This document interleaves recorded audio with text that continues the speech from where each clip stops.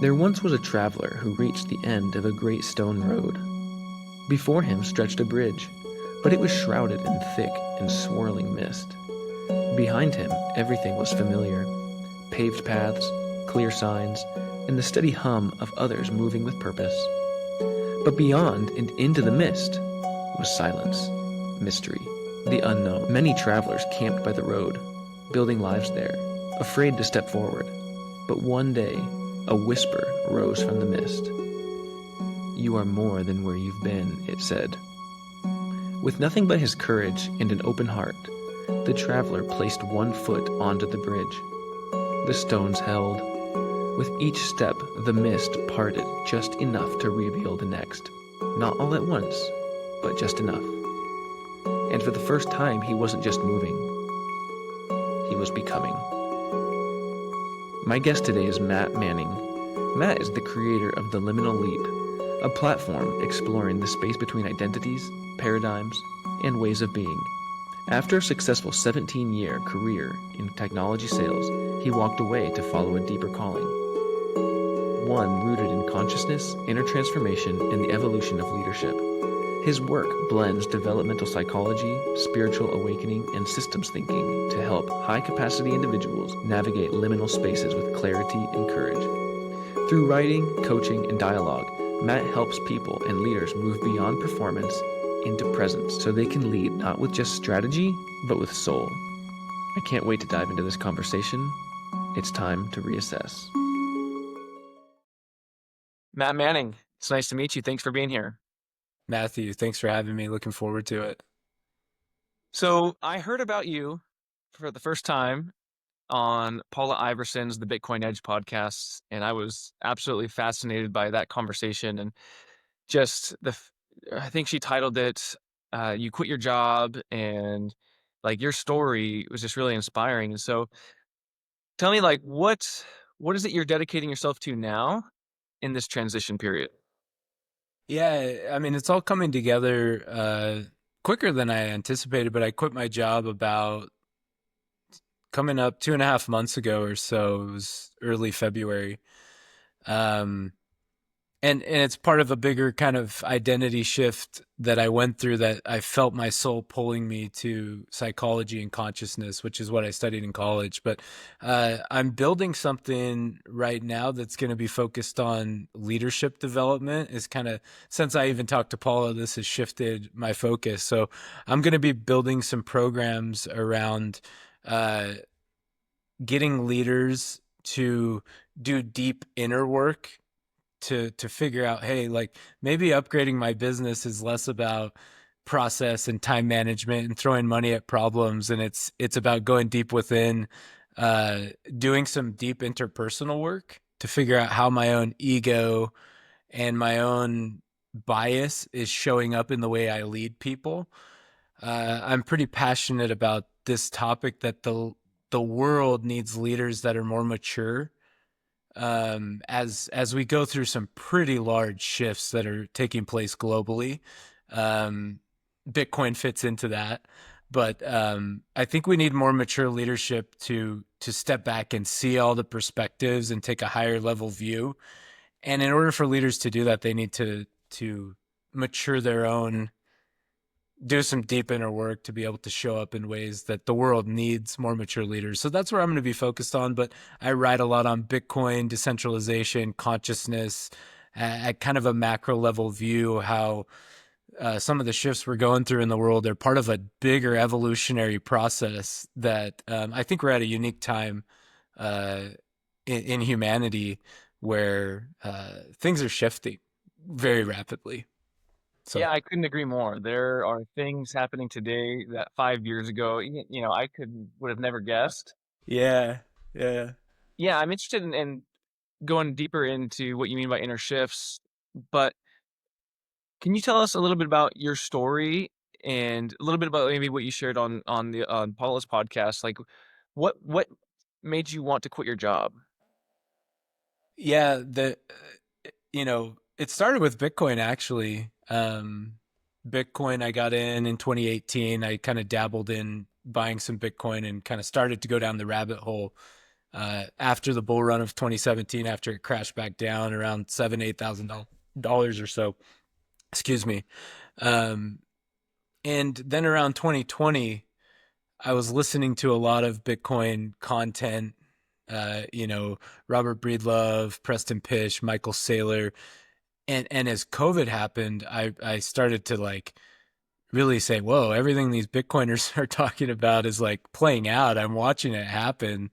And I really went down the rabbit hole, and my whole view shifted related to money, related to the very baseline systems that society's built upon that we just assume are these systems that we need and that have our best interests and are constructed in ways that are beneficial to us. Inflation, you know, incentives, all of those things. It was such a paradigm shift to me that after that, you know, 2022 to 2024, I did a lot of deep internal work because I started to question if I was wrong about all of these basic assumptions that I've been taught about my whole life, like what else am I missing?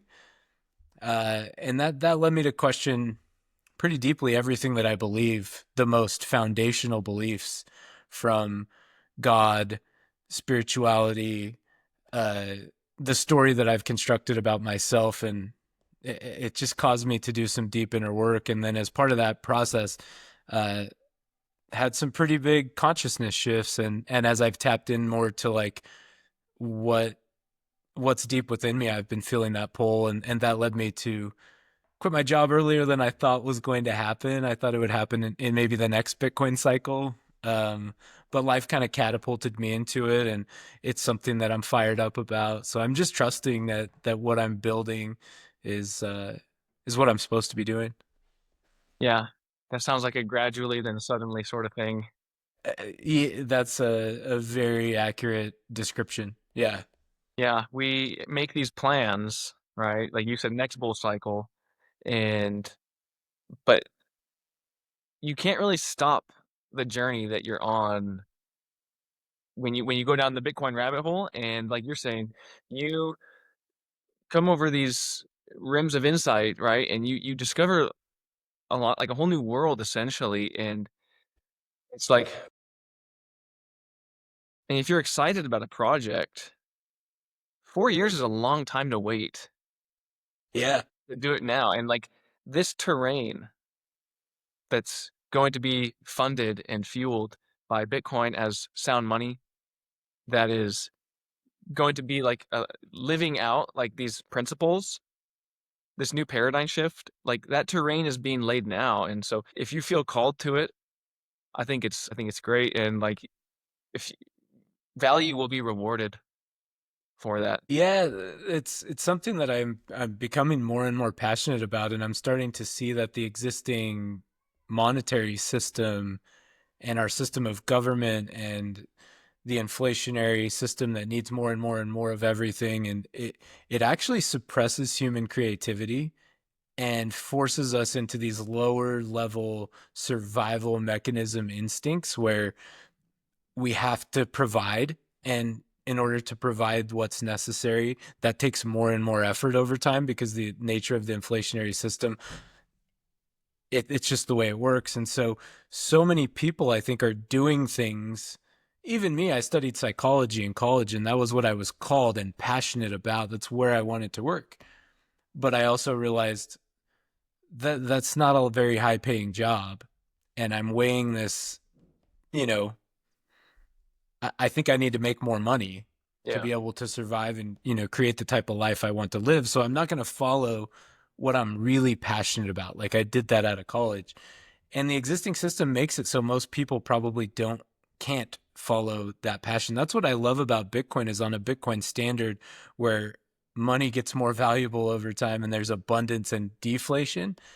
I think it frees people up to like actually tap into that and follow, because I believe that each human being has like deep gifts to offer the world, and it's usually around what we're passionate about and what we enjoy. But unfortunately the existing system suppresses the hell out of that and doesn't allow us to follow it. So that's part of what I love about a Bitcoin standard is I think over time that'll allow more people to actually free up the time to follow their own passion And I think when we're all bringing our unique gifts to the world, life gets better. That's interesting. Just as you were speaking, the phrase that was coming to my mind is on a Bitcoin standard, in a world funded with Bitcoin, can we create the jobs we want to do? Like the existing system doesn't really allow you to do that, but like Bitcoin, like you were saying, it doesn't suppress your creativity in the same way. And so you can just manifest the job you want to do because your creativity can be sustained and funded like over the long term. Like, I don't know. I'd have to play with that a little bit and reflect. Yeah. But it seems like that's what people are doing. People who are exiting the system are saying, here's what I want to dedicate myself to. And it can be sustained and funded with Bitcoin. Yeah. I love the inquiry. Hmm. I have the same kind of inquiry going, and frankly, I'm kind of in the middle of that myself, trying to create the work that I love. Uh, my inclination is that we probably could, like the human capacity, once we get out of fear and step into like the unknown, I think we always have had that capacity to create the type of job that we want. It's just the existing system is such a counterforce, and you're swimming against so much resistance that it makes it really, really challenging to do that. But I think on a Bitcoin standard, the the headwinds are more like tailwinds, and we've got a system that's helping foster that creativity, and it makes it much more likely. It's not to say that everyone is going to have the courage to do that, but I think it's much more likely that more people would do that. But yeah, the creativity of a liberated heart and a human that's stepped outside of the current paradigm and is not going to be told what they have to do is powerful, and it always has been powerful. So on a Bitcoin in a Bitcoin world, I just think that becomes much more commonplace, and then that becomes a ripple effect. And frankly, like the world as we know it is falling apart, whether you want to accept it or not. Institutions that were built on centralization are not built for the speed of technology. Like the world we've created is not built for what is happening. And so the new world's being created and there's no map for where we're going. So part of my vision is a absolute yes to your question that we can create the world that's going to be born out of these next few decades. Yeah, it's exciting.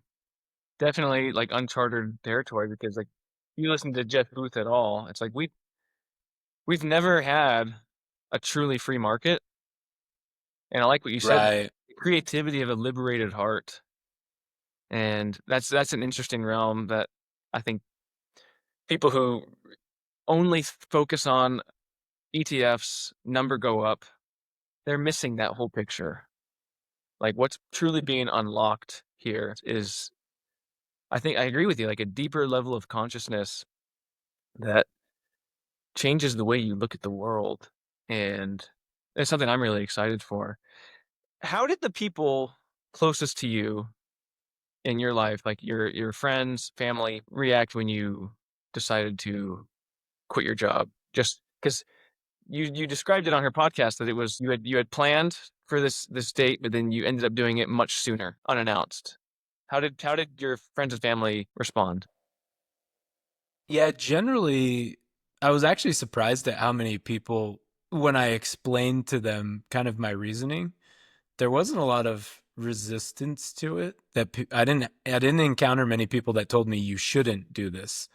Once I explained, and I'd been the last couple years I went through a very deep like midlife identity shift, a shift in consciousness, all the things that I had created, the personality, the persona, like it all fell apart, and there was a new Matt that kind of was rebirthed through this process. So people that were close to me had seen that and felt that shift. I'd been talking about changing jobs, eventually making a big shift.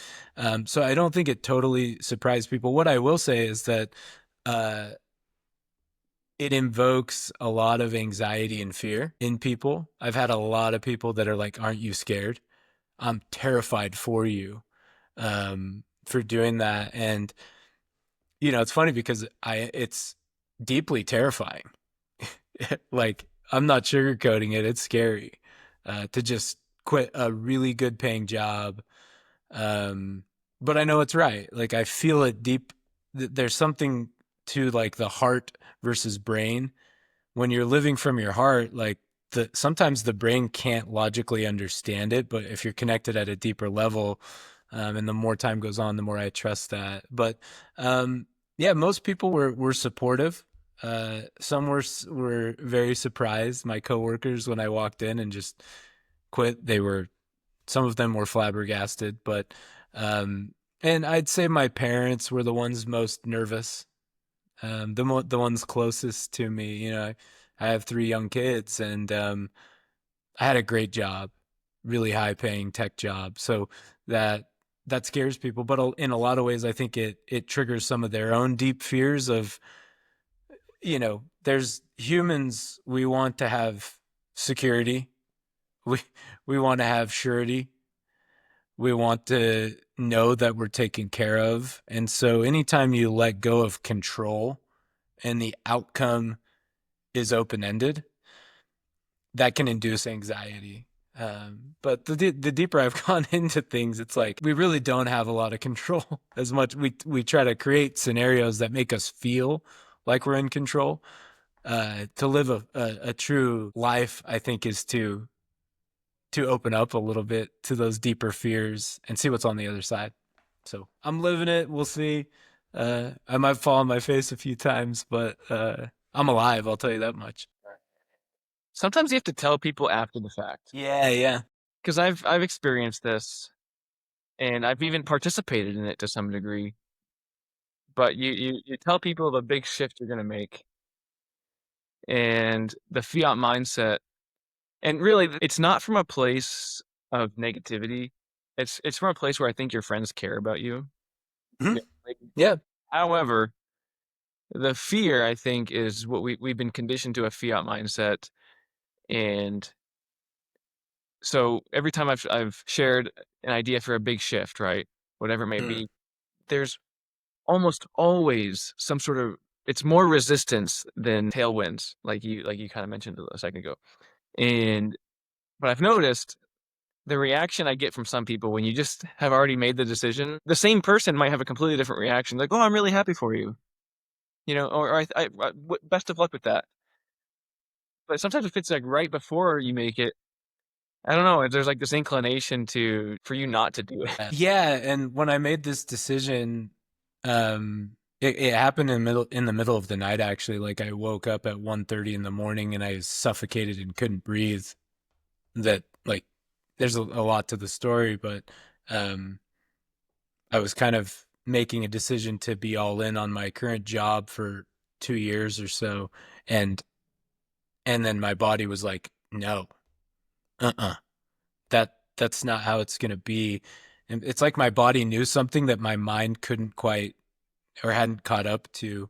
But I still had a lot of fear. So that morning when I made the decision in the middle of the night, it kind of all came together for about 4 hours. I was planning out what I was gonna do, how I was gonna make it work. I ended up just calling and I talked to my wife and I talked to a couple of people who had made a move like this before and people that I deeply trust. Those were the only people that I talked to about it. And then I made the decision. And to your point, I think if you're looking for advice from everybody, you're going to get everyone trying to convince you of the way they think, and they might be terrified of what you see and what you know. That's not new territory for me. The way my personality is, I've been in Bitcoin long enough that I see things and I tend to think, a few years in advance. And a lot of personalities just don't think that way. And there's nothing wrong with that. We need all the different types of personalities and ways of thinking.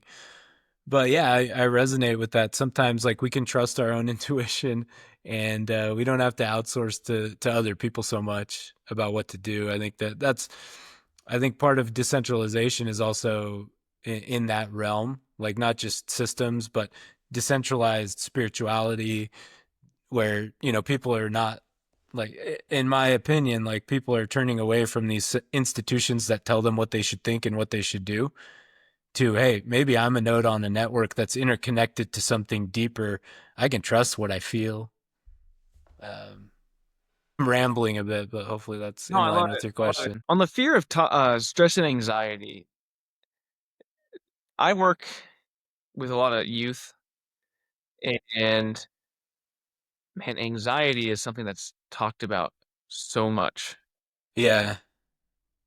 And for the cause might be different for different people, but it seems like there's never been a time where people have been more anxious or struggled with anxiety. Some of it, I suppose, is like genuine. Some of it, I think, might be built upon faulty understandings of the world around you, and some of it, I don't know.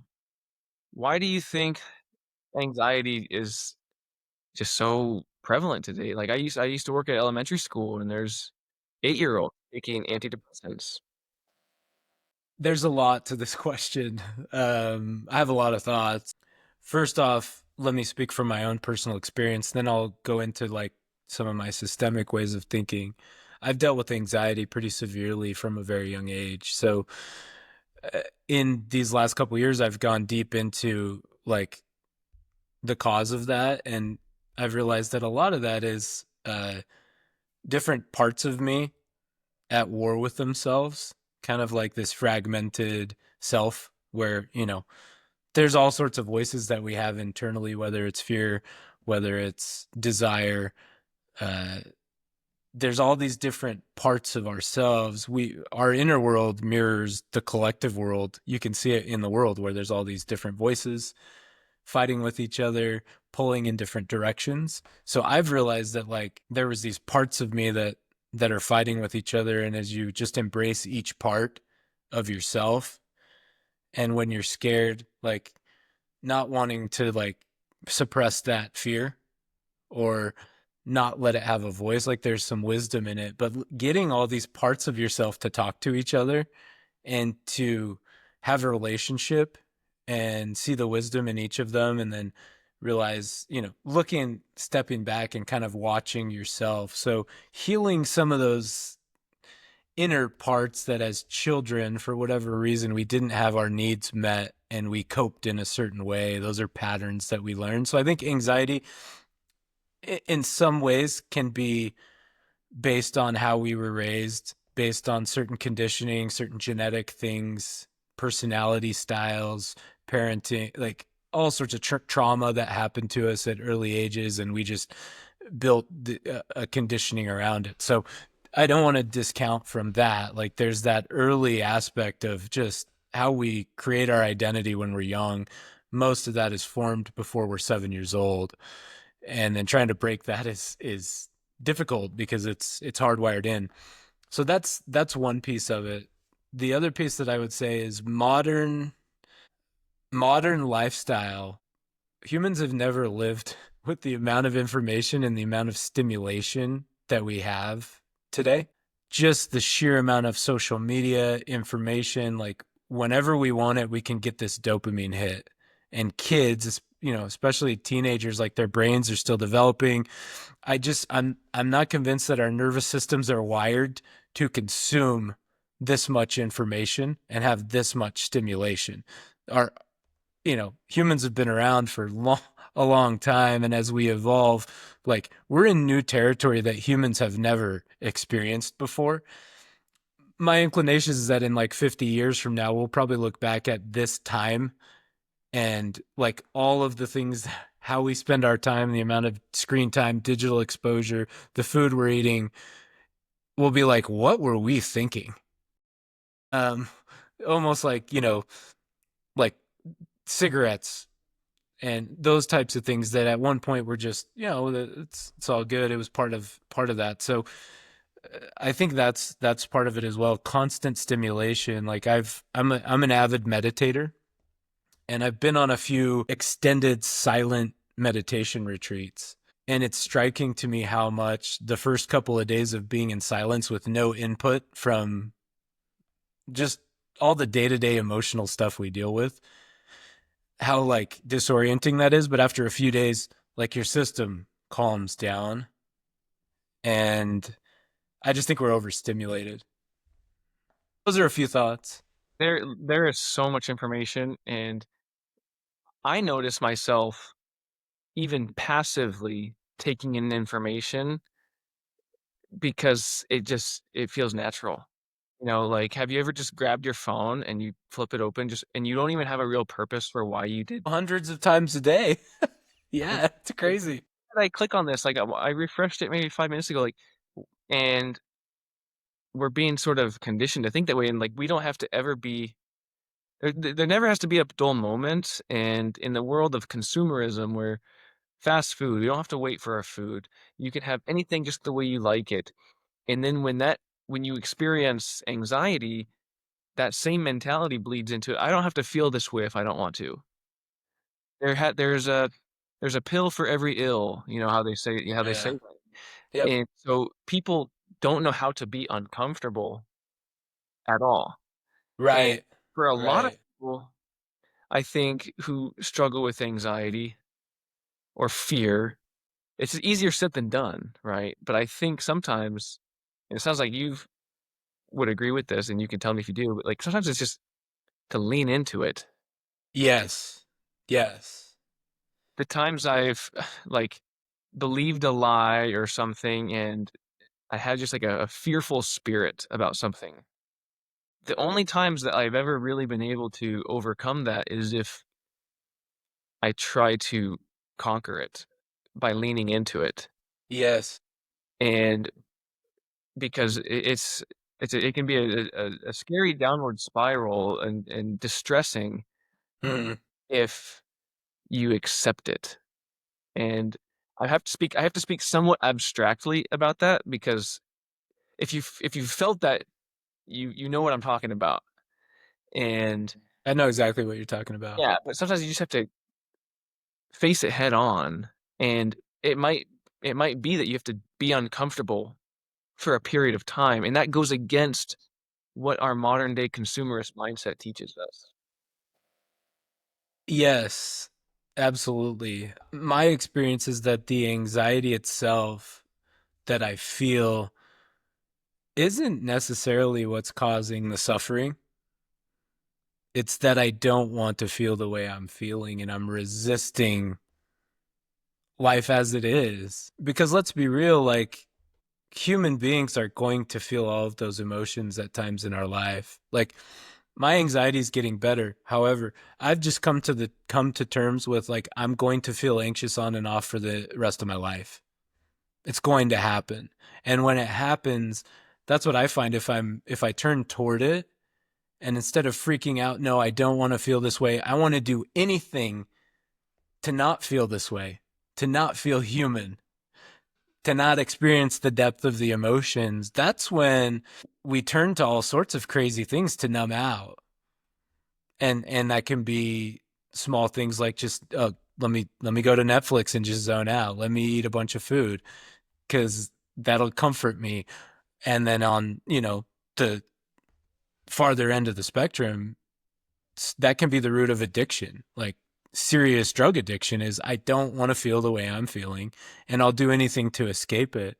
So yeah, like to your point, turning toward and saying, oh, maybe it's okay.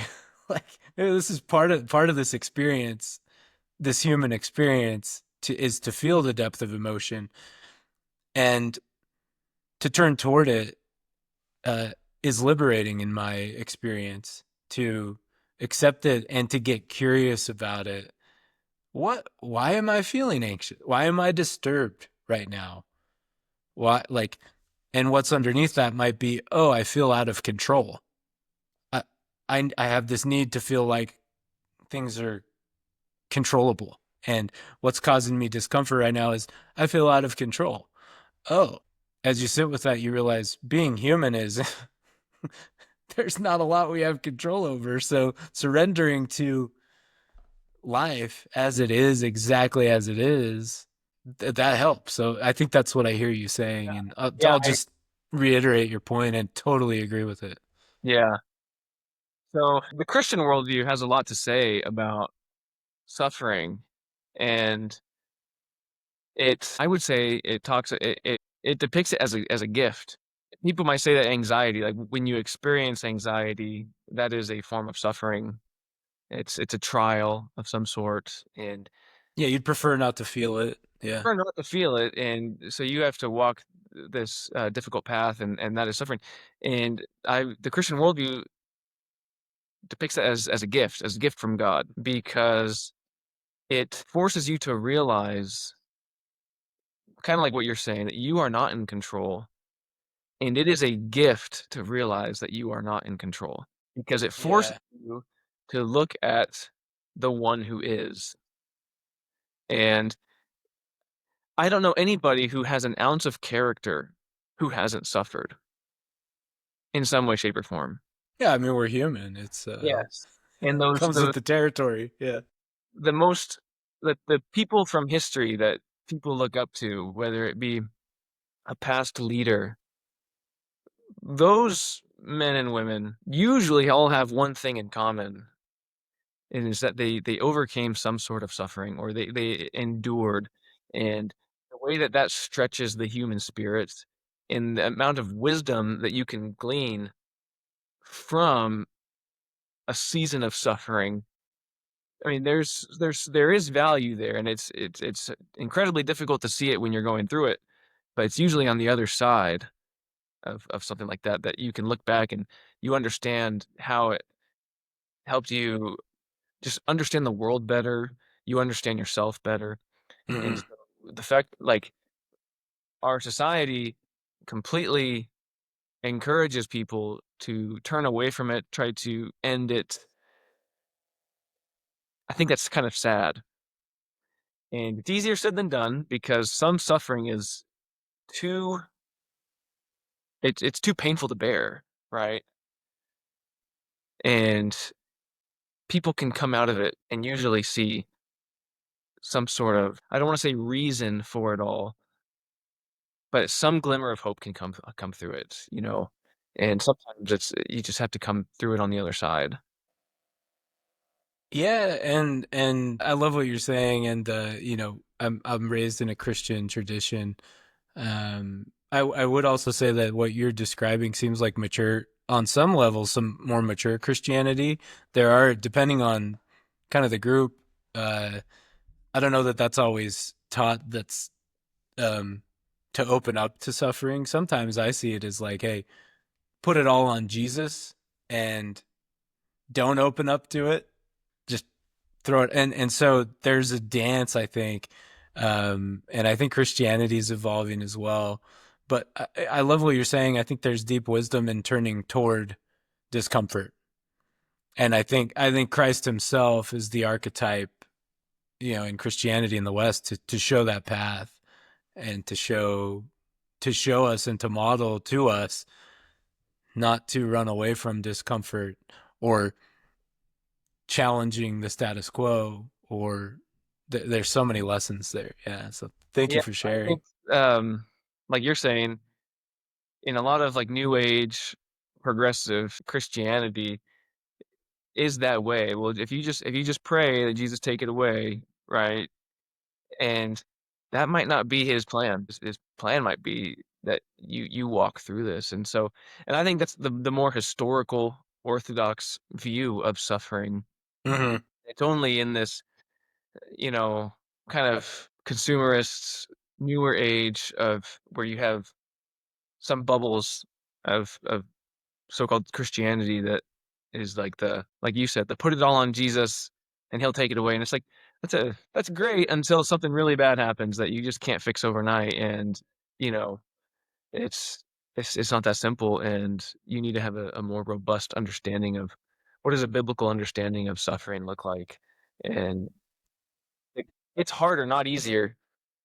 Yeah. And just my inclination here, like I have deep roots in Christianity. I find a lot of, especially over the last couple years, I found a lot of meaning in the Christ archetype in death, resurrection, not just as some far out there idea that happens in the future, but something that's happening right now, moment to moment, and that human beings can grow and develop and transform and let the old pass away and something new be born. Like, Easter was last Sunday, and I'm really struck by that. Also culturally, like the institutions that were built are falling away. They no longer work.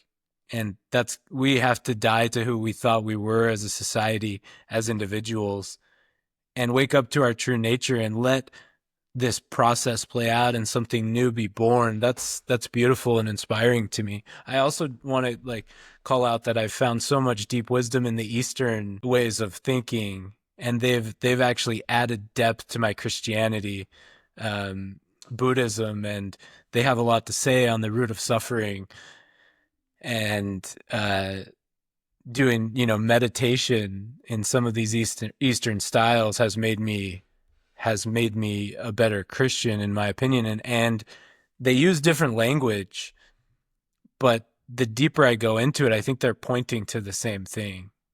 And I'm excited about the merging of Eastern contemplative traditions and wisdom traditions that have been around for thousands of years, and how that's coming together with modern Western science. And I think Christianity has a lot to learn from the Eastern style schools as well, in my opinion. It's my experience that perspective has not threatened anything about Christianity, but deepens the message. But sometimes, on the surface, we're resistant. Oh, no, this is what I believe. And I think part of maturing as humanity is to include more and more perspectives.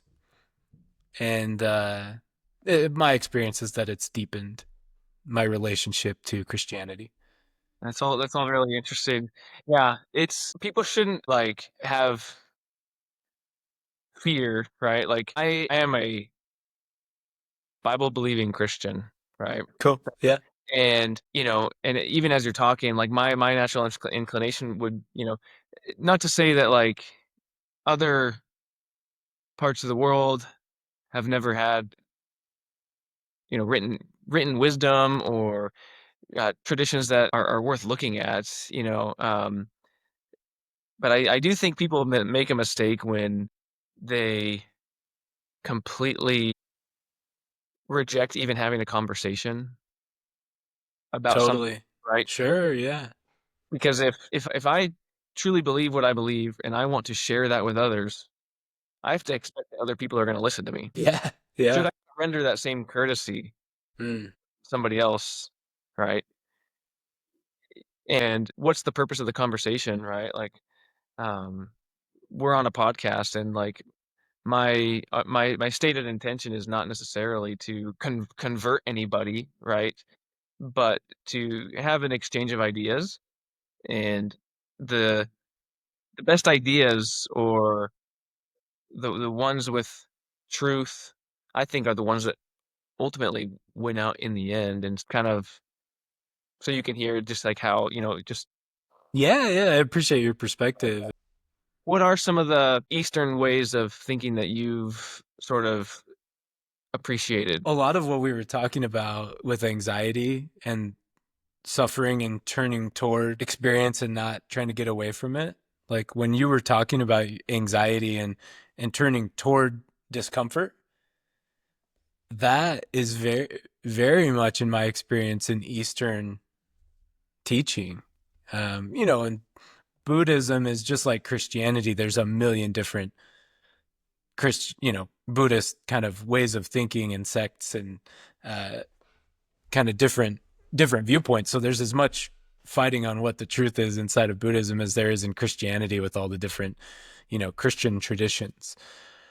However, what's very common in my experience, a lot of them have meditative traditions, monastic type traditions where you're coming to silence in meditation and observing yourself.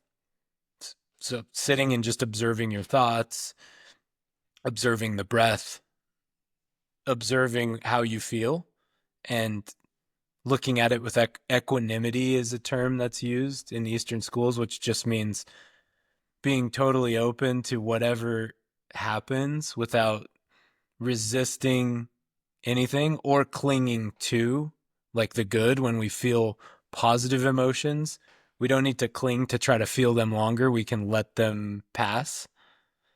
And so that, that's very prevalent in some of those traditions. And in my opinion, I've come to believe that even Jesus himself, a lot of the traditional interpretations of his words, I think we sometimes get wrong. I think he had quite a radical message that was die to who you think you are, to the whole story you've created about yourself, and upgrade. I think Jesus was a teacher of deep personal human transformation. Um, where Oh, and I just see that, like, the more I study the Eastern traditions, like, I think my experience is that, like, the Christianity and the Eastern, they use different words culturally, like there's different words, but I think they're pointing to at the root of it is opening up to the reality of human existence and love, and transforming your heart and transforming your relationships with people, with yourself, and having a liberated heart, like we started out the yeah. podcast with. Yeah.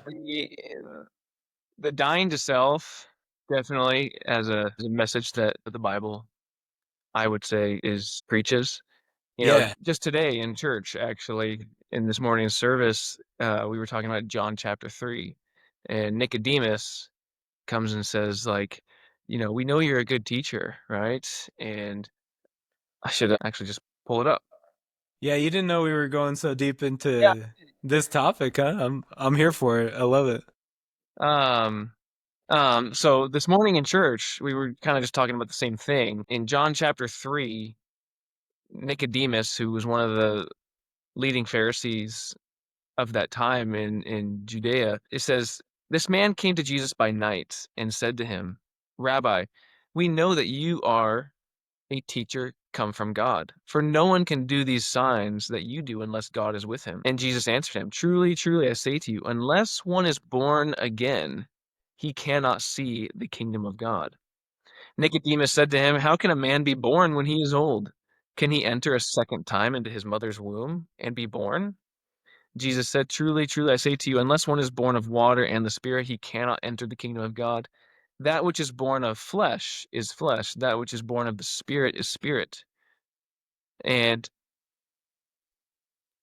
the Christian worldview would say you need to be born again. That, and I think that's what makes Christianity really, like, unique. I do Mm. agree to some extent that there are some traditions of wisdom that you might find in these pockets, like meditation, in Christianity, they call it prayer, Sure. Yeah. silence, just the not thinking highly of yourself, right? Like, but I think at best, all of those are superficial overlaps, because where Christianity claims to be unique is that we, by our own merit, can do nothing. We are, we come into this world as sinners, and we naturally hate God. And the dying to self is accepting that I can't save myself. My best works are but dirty rags in front of a holy God. Mm. And so it doesn't matter how much I do or how much I improve my character or my habits, even my best works are but dirty rags. What's important is that I need to be justified in front of God. Like, that's a legal declaration, is like, when you stand before God, can he declare you righteous and justified? Mm. And doesn't matter what you've achieved on this earth, no matter how good you are, because you hear it all the time. People say, well, I don't need Christianity to be a good person. And I think that's true. You don't need Christianity to tell you lying is wrong, cheating on your wife is wrong. God put that in us internally to know killing is wrong. And so even if you obey those laws perfectly, right? Which we can't, but even if you progressed and improved through life, you can't be good enough. God has to declare you righteous and justified, and we can only achieve that through his son. And that I do think is unique because it deals with the problem of sin, and it deals with it in such a way that it's not our own works that can achieve the being born again. It's a work that we have to accept that God is doing in us. And so even though like there's these things that Christianity might share in common with other world religions or traditions, dealing with the problem of sin, I think I have found that it's the only satisfactory explanation and something I intuitively know about myself. I know I'm a sinner and I can't be righteous apart from Christ. And so I think that's where Christianity gets it right and is unique. Yeah. And apart from the historical, archaeological, like and evidence that I'm convinced of, I think dealing with the problem of sin, which every human knows, right, that that feels that to some extent, and like and the question about what happens after we die. That's a question I think everybody's curious about. Mm. And what I'm attracted to is that this life is not all there is. You know, Sure. there Yeah. is um there is a day where there will be no more suffering, no more sickness, no more death, and I think that is illustrated um, in the Bible. And Yeah. so Yeah, I resonate with a lot of what you're saying, and I have a lot of thoughts on the topics, but I just want to say thank you and like I feel the depth of your sincerity and your commitment to Christianity, and I'm inspired by it. Yeah, thank you. I kind of rambled there as well, so I No, you're appreciate good. you listening. Yeah. Uh, you and we can transition now into something else. I want to ask you about being a father. Hmm. And you have 3 kids? I do. Yeah, I have 3 boys. Nice. I also have 3, and they take up a lot of time and energy. What is your hope for the future as a father, having the outlook about the future that you do, and where does Bitcoin plug into all that? Yeah, I think, one thing that all of our systems, I think, as money at the base layer and the incentives, teachers, the education system itself, that's something that I think on a Bitcoin standard will shift. Like it irks me that like kids are, oh, they're so creative. Naturally, they have these, this creativity. My youngest is so damn creative and I love it. I love his creativity. But we get into the public education system and that creativity is totally suppressed. It's like sit in a classroom, do what I say, memorize this, take this test, and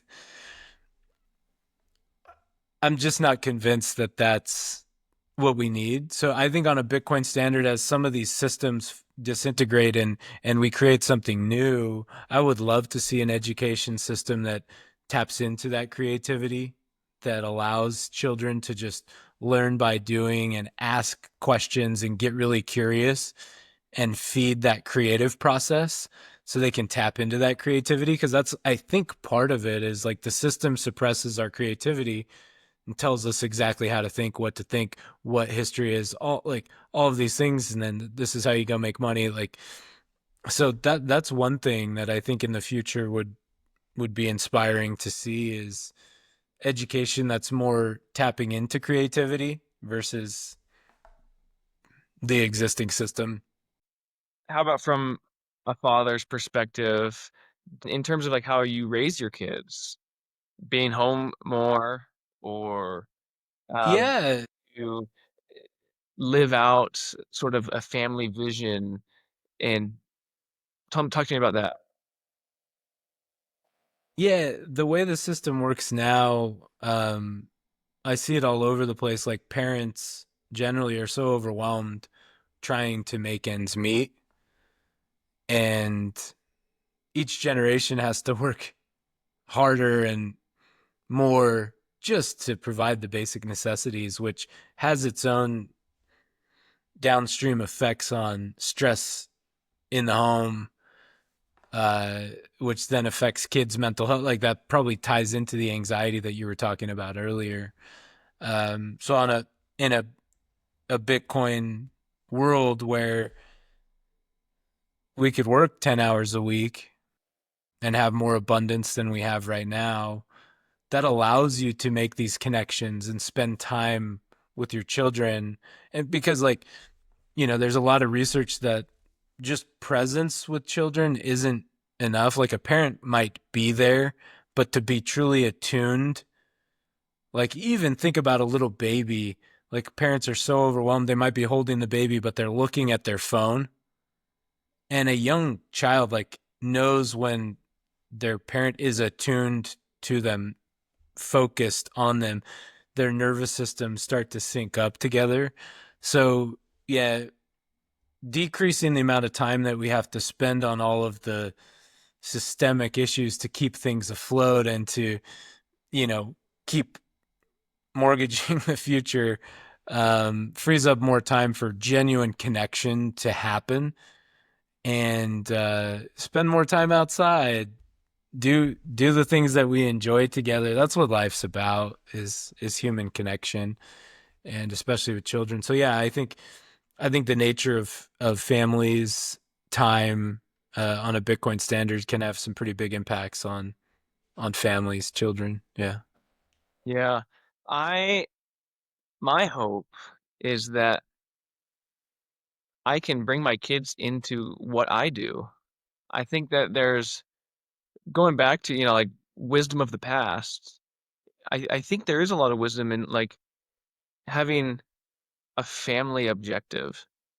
Mm, Not that the dad goes to work, the mom goes to work, and the kids go to school, and then you come home and your house is really just a hotel, right? That Because that's what's happening. That's what's happening right now. But to have, like, this is what I want for my family, is be able to pursue something together. And if maybe I'm bringing my kids to work with me because I've created the life that I want to live, or created the job I want to work, and yeah. it can they can come with it, and just that time spent together. That's like some of the best education you're ever going to get, is time spent with what people wiser than yourself. And like, I listen to some podcasts where these dads, they run a business, and their sons they're pulled out of public school, and that is their school, is spending time with their father working. And there's time dedicated for some of the basic skills like reading and math, but like, man, I really think that a lot of those things come more naturally than some of the experts would care to admit. Mm, And like, we become what we do. And when you have your life managed by bells, yeah. right? Yeah. And um, being taught to follow a script, and your Yeah. creativity stifled day in and day out, you become that. And it creates you to be a 9 to 5 worker in a market economy. That's Yeah. That's what it is. And so, have you ever read any John Taylor Gatto? I haven't. No. Yeah, his books are really kind of blowing my mind, and just I'm kind of going through an identity shift after reading Mm. some of his books because he was a public school teacher for 30 years, became New York State Teacher of the Year, and then formally quits in an op-ed to the Wall Street Journal or New York Post or something like that. Wow. And his books talk about public education and what he saw, and it's not that there needs to be reform. It's doing exactly what it's intended to do. And that's the scary part. And so education, kids, a future for families, like I think Bitcoin will allow people to just pursue other ways of achieving an education instead of being schooled. And those are two very different things. Yeah, totally. And like modern credentials, uh, university degrees, like I think that's going to become like a diploma on the wall, Yeah. very much a thing of the past because as education trends towards free and there's all this intelligence in it, like someone's curious, you can go learn anything. And there's so much more wisdom from learned experience than just sitting in a classroom and someone telling you how to be a banker or whatever it is. Exactly. So there's some big shifts that'll have to happen in education, but yeah, overarching theme for me, it seems like each generation I've felt it. It seems like the millennials, I'm a millennial, like financial crisis after financial crisis, like the like how hard it is to own a home relative to like what it was in the 80s, 70s when our parents were around. And that only will get worse on our current financial system. So I think about my kids and like the financial distress that, they would live in on a system that continues to go the way it is, and I have a lot of hope that the the the system can change, and I think the transition to a Bitcoin standard is still tricky and volatile, but what we can come out on the other end of that, like tying it back to that whole death and rebirth uh idea, like that process is scary and challenging and disorienting, and there's a liminal space in between. Like that's the newsletter I write and the company I'm running is called the Liminal Leap. It feels like I've experienced those in between phases where the old is passing away but the new isn't fully formed yet. That's kind of this in between space, like Holy Saturday on Easter is this in between moment, and I feel like we're at that moment collectively in humanity where the old systems are starting to not work anymore, but we still haven't seen what's going to be birthed in the new process. And um, I have a lot of trust in the human creativity and our ability to evolve into, across evolution to find new creative ways. I think that's part of the process, and Bitcoin allows us to hopefully, if we get it right, transition to something much better than has always existed, and it gives me a lot of hope for the future for my kids, grandkids, and generations on. Uh, I think Bitcoin can have an impact for a couple hundred years. Yeah. And I think I can't agree more. And man, I think what a better way to just kind of tie up our conversation. And so if people out there are overwhelmed by this transition, which they can sense, your newsletter, you explore that area and you're writing about it. And so if people want to uh, be encouraged, they can go to the Liminal Leap. And where can people find you? Where can people find your newsletter? And yeah. Yeah, my newsletter, theliminalleap.com. You can subscribe to the newsletter. I write weekly about these types of topics: Bitcoin, AI, consciousness, spirituality, awakening, how they all fit together. Um, I'm on Twitter at Matt J Manning 333. I'm on Instagram at Matt J Manning as well. Um, Always open to connecting with people, and yeah, hopefully there's gonna be more to come with some offerings around this and to give people support because Yeah, I think we are going through. I think the next 5 or 10 years will be volatile, and there's going to be a lot of breakdown. Uh, we see it across history, so we need more people to support each other. And but I do have a lot of faith that what will come out of that, just as I've seen in my own identity breakdown and letting the old pass away and having trust that something new emerges, that uh, that we can trust that evolutionary process and that we can turn toward the discomfort. It's okay. It's okay to be uncomfortable and to sit with discomfort. And there's a lot of resources to help each other out. And thankfully, we have all each other. We're all interconnected. We all bring our gifts. I've been inspired by your takes and your conversation today. So yeah, Matthew, thank you. No, the pleasure was all mine, and it's been a fascinating conversation. I've been looking forward to it for a couple weeks now, and so I wish you the best of luck, and maybe we can do this again sometime down the road. And maybe, Yeah, sounds good. We covered the gamut of a number of different topics. I wasn't sure what to expect, but I enjoyed it. Thank you. yeah, cool, man. Well, so that's the Liminal Leap, Matt Manning, everybody. Thank you so much. Yeah, thank you.